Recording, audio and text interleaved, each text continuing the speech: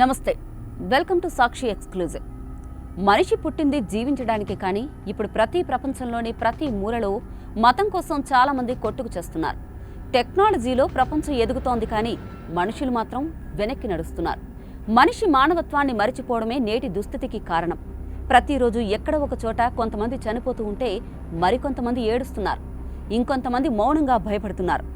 ఒకరి ప్రార్థన ఇంకొకరి ప్రాణం తీస్తుంటే ఒకరి విశ్వాసం ఇంకొకరి జీవితాన్ని ఆపేస్తోంది. మనిషి అనే మాట క్రమంగా చిన్నదవుతున్న ఈ ప్రపంచంలో కొన్ని మతాల ప్రజలు టార్గెట్ అవుతున్నారు.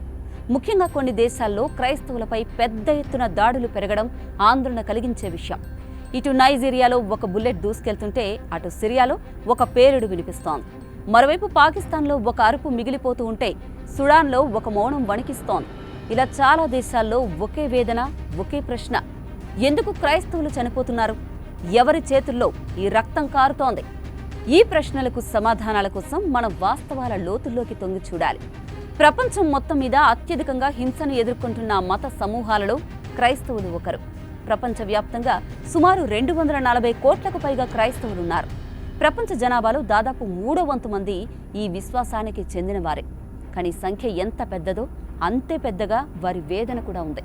ప్రపంచంలోని 100కు పైగా దేశాల్లో క్రైస్తవులు ఏదో ఒక రూపంలో హింసను ఎదుర్కొంటూ వస్తున్నారు. కొందరిని వారి గ్రామాల నుంచి తరిమేస్తూ ఉండగా మరికొందరిని చర్చిలోనే కాల్చేస్తున్నారు. ఇంకొందరిని కేవలం ప్రార్థన చేసినందుకే చంపేస్తున్నారు. సంవత్సరానికి కనీసం 5,000 మందికి పైగా క్రైస్తవులు తమ విశ్వాసం కారణంగా ప్రాణాలే కోల్పోతున్నారు. దాదాపు 7 కోట్ల మంది నిర్బంధం, బెదిరింపు లేదా వివక్షను ఎదుర్కొంటున్నారు. ముఖ్యంగా క్రైస్తవుల రక్తంతో తడుస్తున్న భూమిగా ఆఫ్రికా ఖండం మారింది. నైజీరియాలో బోకో హరాం, ఐఎస్ అనుబంధ గుంపులతో పాటు ఫులానీ మిలీషియాలు బరితెగిస్తున్నాయి. క్రైస్తవులు ఎక్కువగా నివసించే గ్రామాలపై దాడి చేస్తూ చర్చిలను దహనం చేస్తున్నాయి.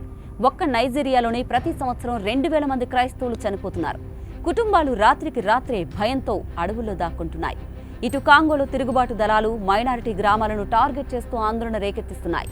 సుడాన్లో అంతర్గత యుద్ధం నడుస్తున్న సమయంలో మతం మళ్లీ ఒక ఆయుధంలా మారింది. ఇక్కడ హింసకు పేర్లు మారుతూ ఉంటాయి, కానీ బాధ మాత్రం సామాన్యులదేనండి. మరోవైపు మిడిల్ ఈస్ట్లో దశాబ్దాలుగా యుద్ధం ఆగలేదు. సిరియా, ఇరాక్, లెబనాన్లో ఒకప్పుడు శాంతిగా జీవించిన క్రైస్తవ సమాజాలు ఇప్పుడు చరిత్ర పుస్తకాల్లోకి చేరుతున్నాయి. సిరియాలో ఒకప్పుడు 12 లక్షలకు పైగా ఉన్న క్రైస్తవుల జనాభా ఇప్పుడు 2 లక్షల కంటే తక్కువగా ఉంది.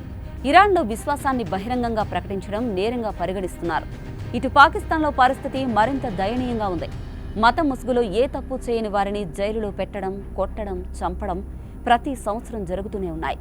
పాకిస్తాన్లో కనీసం ఏడాదికి 30 మంది క్రైస్తవులు హతమవుతున్నారు. పేదరికం, వివక్షతో పాటు నిర్లక్ష్యమైన న్యాయ వ్యవస్థ ఈ సమస్యను మరింత లోతుగా నెట్టేస్తున్నాయి. ఈ హింసల వెనుక కేవలం మతం కాదు, రాజకీయ ప్రయోజనాలు కూడా ఉన్నాయి. భయాన్ని సృష్టించి ఆధిపత్యాన్ని కాపాడుకోవడం అన్నది చాలామంది రాజకీయ నాయకులు చేసే పని. ఇటు ప్రపంచ సమాజం దీన్ని గమనిస్తున్నా మౌనంగా ఎందుకు ఉండిపోతుందో ఎవరికీ అర్థం కావడం లేదు. ఐక్యరాజ్యసమితి నుంచి అనేక దేశాల వరకు హింసను ఖండించే తీర్మానాలు చేస్తున్నా ఎక్కడా ఏ మార్పు కనిపించడం లేదు.